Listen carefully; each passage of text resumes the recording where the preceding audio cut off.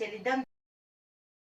ఆశ్చర్యకార్యం మన జీవితాలు ఎంత చక్కగా అభివృద్ధి పరుస్తూ మనల్ని ప్రొటెక్షన్ చేస్తూ కాపుదలనిస్తూ అధికారానికి మనల్ని నిలబెట్టి శత్రు బలంతటి మీద అధికారం ఇచ్చి మనల్ని బలవంతులుగా నిలబెట్టి అధికారముతో మనల్ని నడిపిస్తుంది. దేవునికి మహిమ కలుగునుగా. హల్లెలూయా. ఈ యొక్క మలాకీ గ్రంథానికి మత్తయి సువార్తకి 400 సంవత్సరాలు అంధకార టైం. అసలు చాలా భయంకరమైన పరిస్థితి. దేవుడు ఎవరితో మాట్లాడి ఏ ప్రవక్త లేడు. మలాకీ నుంచి మత్తయి వరకు ఏ ప్రవక్త రాలేదు, ఎవ్వరు రాలేదు.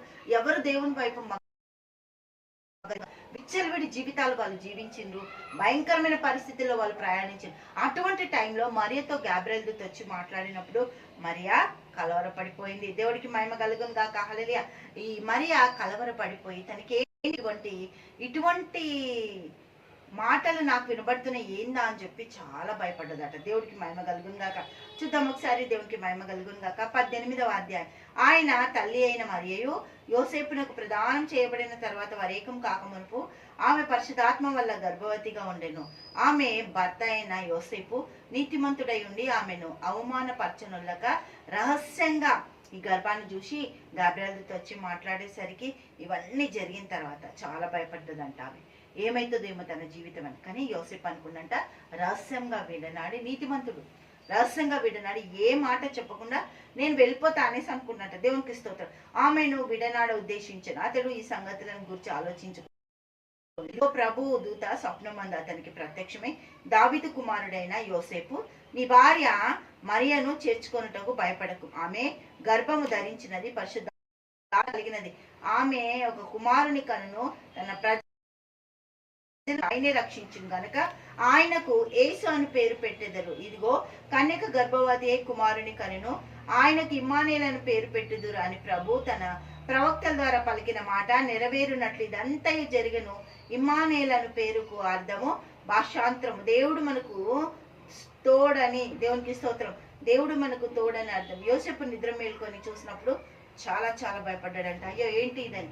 కానీ అంతకుముందే మరియ భయపడేసిందంట. ఏంటి అరే గర్భం నేను ధరిస్తా కరెక్టే, కానీ నాకు ఎట్లా అందరూ అవమానిస్తారు, నిందిస్తారు. మహా ఆశ్చర్యకరమైన దేవుడు, ఈ భూలోకము ఆకాశం పట్టజాలనే దేవుడు అంటాడు సొలొమోను. అటువంటి దేవునికి నేను మందిరం కట్టగలుగుతాను, కట్టలేను. కాకపోతే ఈ మందిరం తట్టు వాళ్ళు తిరిగి ప్రార్థించినప్పుడు నువ్వు వారికి జవాబు ఇవ్వమని బతిమాలుతాడు. దేవుడిని రిక్వెస్ట్ చేస్తాడు. ప్రార్థన రిక్వెస్ట్ ఇస్తాడు దేవుడికి.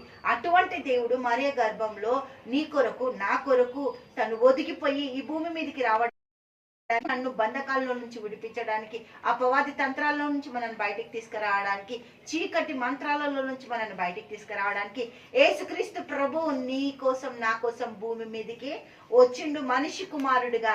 హల్లెలూయా. యేసుక్రీస్తు వంశావళిలో ఇవన్నీ కూడా చేర్చబడి, అన్ని వంశాలు చేర్చబడి మరియా యేసుక్రీస్తు వంశంలో చేర్చబడి నీ కొరకు నా కొరకు విడుదల కుమారుణ్ణి కన్నది. దేవుడికి మహిమ కలుగును గాక. హల్లెలూయా. తండ్రి యేసానికి స్తోత్రం. గొప్ప అద్భుత ఆశ్చర్యకారాలు చేస్తున్న తండ్రి, నీ బిడ్డలు దీవించి ఆశించి కృప చూపించి గొప్ప ధన్యత దయచేయండి. మహిమతో నింపండి. అద్భుతకరమైన వెలుగులో బిడ్డలను ప్రకాశింపజేయండి. నీ దీవెనలు దయచేయండి, ఆశీర్వాదాలు దయచేయండి. ప్రతి కుటుంబాన్ని ప్రభుత్వం రక్షణ కవచంతో రక్షకునితో ఆ కుటుంబాలు అలంకరింపబడును గాక. తండ్రి యేసు నామములో ప్రార్థిస్తున్నాము తండ్రి. ఆమేన్, ఆమేన్, ఆమేన్.